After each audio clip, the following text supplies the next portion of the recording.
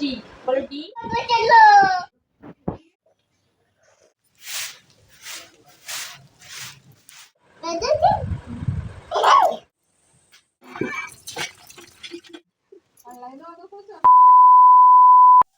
Hello everyone, সবাই কেমন আছো? আশা করছি সবাই ভালো আছো। ছোটদের ভালোবাসা আর বড়দের আশীর্বাদ নিয়ে আজকের ব্লগটা আমি শুরু করলাম। আর আমার দিনগুলো তোমাদের ভালোবাসায় আর আশীর্বাদে মোটামুটি কেটে যাচ্ছে। আর তোমাদের সকলকে জানাই অর্পিতা লাইফস্টাইল ব্লগে ওয়েলকাম। তো আমি অর্পিতা চলে এসেছি তোমাদের জন্য একটা দুষ্টু মিষ্টি ব্লগ ভিডিও নিয়ে। স্কিপ না করে সম্পূর্ণ ব্লগটা দেখতে থাকো, আশা করছি তোমাদের ভালো লাগবে। না আজকে আর সকাল নয়, আজকে বিকাল 4টে থেকেই আমার ব্লগটা শুরু করছি।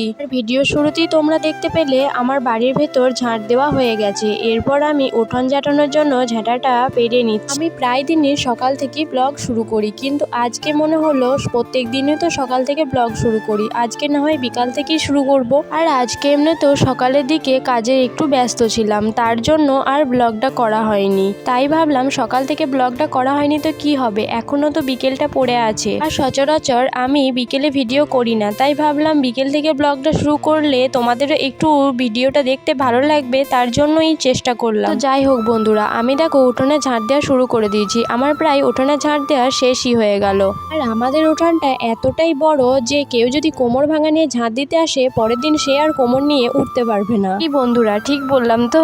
আর গুড্ডু আর আমার মেয়েকে এদিকে দেখো, দুজনে কেমন উঠানে ছোটাছুটি আরম্ভ করে দিয়েছে। কারণ সকালের দিকে সেরকম ভাবে বৃষ্টিটা হয়নি, মলার বৃষ্টি বলে না, সেই রকম বৃষ্টিটা হয়েছিল, তার জন্যই এত ওদের আনন্দ। ঝাঁট দেওয়া শেষ করে আমি এখন কলতলায় হাত পা ধুতে চলে এসেছি। আর হাত পা গুলো ভালো করে ধুয়ে নিচ্ছি। আমার ঝাঁট দেওয়ার আগে মেয়েকে বিকেলের খাবার খাওয়ানো হয়ে গেছে। আর আজকে মেয়েকে বিকেলের খাবার দিয়েছি গাই দুধ, তবুও শেষ করতে পারেনি, বোতলের অর্ধেক দুধ পড়েছিল। যাক, যতটা খেয়েছে খা, কিছুক্ষণ খেলা করার পর আবারও খাওয়ানোর চেষ্টা করব।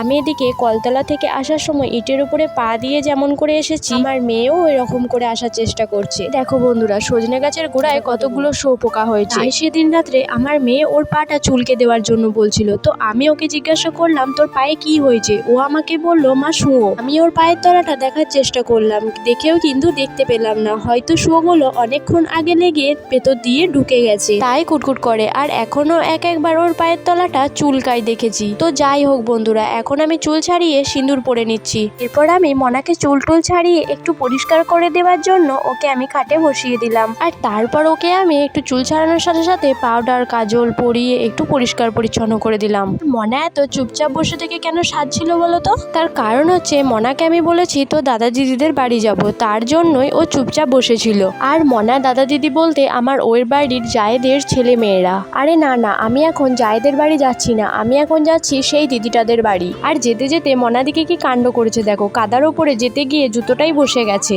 আর তারপর আমি আবার জুতোটা কাদা থেকে বের করে মনার পায়ের কাছে দিলাম। তো চলো বন্ধুরা, এরপর দেখে আসি দিদি বাড়িতে কি করছে। আমি তো দিদির বাড়িতে এসে দেখছি এখানে সবাই বসে বসে গল্প করছে। আর আমি যখনই যাই না কেন, যাওয়ার সাথে সাথেই দিদি কিন্তু আমাকে বসতে বলে, আর এখনো তাই বললো। আমার আগের ব্লগ ভিডিওটাতে এই দিদিটাকে তোমরা অবশ্যই দেখেছো, কিন্তু এই দিদির পরিচয় দেওয়া হয়নি, তাই আজকে তোমাদের সাথে এই দিদিটার পরিচয় করিয়ে দেব। এই ছোট্ট বাড়িটাতে দিদি, দিদির মা আর দিদির হাজবেন্ড থাকে। তো দিদি আর দিদির বর কাজের সূত্রে বাইরে থাকতো, এই 1 মাস হলো ওরা এখানে এসেছে। এই যে এই দিদিটাকে দেখতে পাচ্ছ, এই দিদিটার নাম হচ্ছে শাড়ি, তাই আমি এই দিদিটাকে শাড়ি দিদি বলি ডেকে থাকি। আর শাড়ি দিদি কিন্তু আমাকে আর আমার মেয়েকে খুব ভালোবাসে। তো যাই হোক বন্ধুরা, তোমরা দেখতে পেলে কিছুক্ষণ থাকার পর এখন আমি বাড়ি চলে এসেছি। আর বাড়িতে এসে দেখছি এত মশাতে আর বসতে দিচ্ছে না, তার জন্যই অল আউটটা দিয়ে দিলাম। আর তারপর বাড়িতে আসার সাথে সাথে মনা বলছে নাকি ওর খিদে পেয়েছে, ও দুধ খাবে, তার জন্য আমিও দেরি না করে ওকে খাওয়ানোর জন্য বোতলে দুধটাও ভরে দিলাম।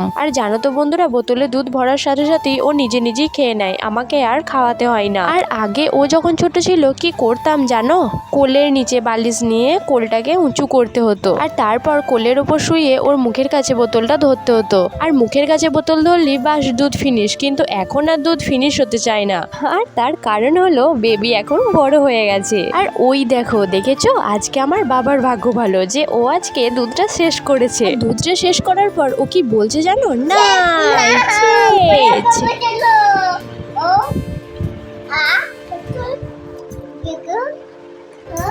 কি বন্ধুরা, তোমরাও একটু একটু শুনতে পেলে নিশ্চয়ই, আশা করছি তোমরা শুনতে পেলে। আর যদি শুনতে না পাও তাহলে ভিডিওটা আর একটু পেঁচিয়ে দিয়ে দেখো। আসলে বাচ্চাদের এই বয়সের কথাগুলো শুনতে কিন্তু বেশ লাগে।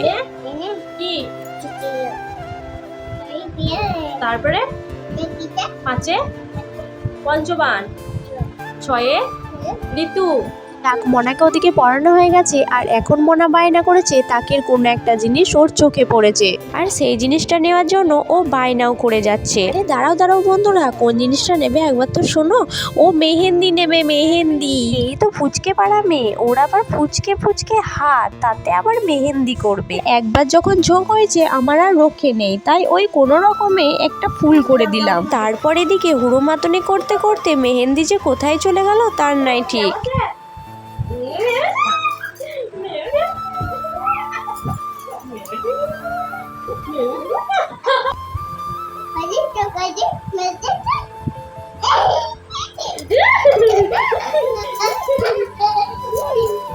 মনার সাথে এদিকে অনেকক্ষণ ধরে হুড়োমাতনি করতে করতে ও মনে হচ্ছে হাঁপিয়ে গেছে, আর তাই বসে বসে একটু রেস্ট নিচ্ছিল বোধহয়। যাক, অনেকক্ষণ হুড়োমাতনি করার পর ক্লান্তি ভাব নেমে এসেছে, আর এখন মনা ঘুমিয়েও গেছে।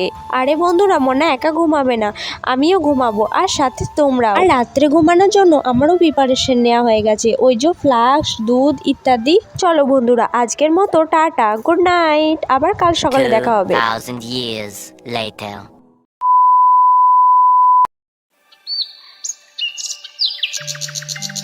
তো গুড মর্নিং বন্ধুরা, সবাই কেমন আছো আর কেমন ঘুম হয়েছে তোমাদের অবশ্যই কমেন্ট করে জানিও। আমাদের এখানে ওয়েদারটা দেখো, সেই মেঘলা মেঘলা ভাব, সেই একই রকম করে আছে, কোনো রোদের আভাস পাচ্ছি না। যাক, রোদ হবে কি হবে না সে বিষয়ে চিন্তা না করে আমি এদিকে বালিশের কভারগুলো পরিয়ে দিই। বালিশের কভার, বিছানার ওয়ার, এগুলো আমি কালকে কেচেছিলাম। কালকে বিকালে এইগুলো পরাইনি, তার কারণ হলো একদিন ওই এক রাতের মধ্যে পরিয়ে বাসি করে কি লাভ, তার থেকে ভালো সকালবেলাতেই একবারে বিছানাগুলো গুছিয়ে নেব।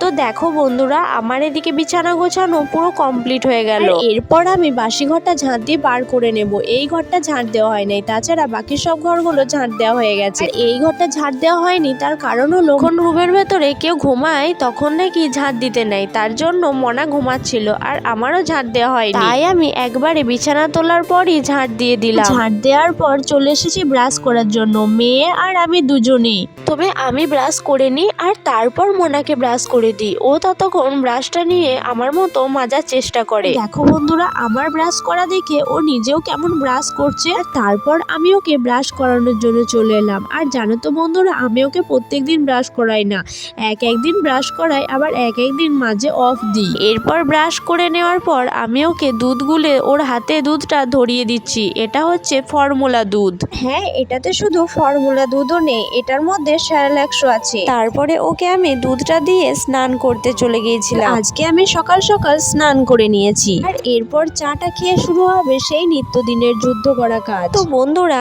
আমি এখানে দেখো একা একা বসেই চা খাচ্ছি। তো আমি একা একা কেন খাবো, তোমরাও চলে এসো আমার কাছে, একসাথে বসে চা খাওয়া যাবে।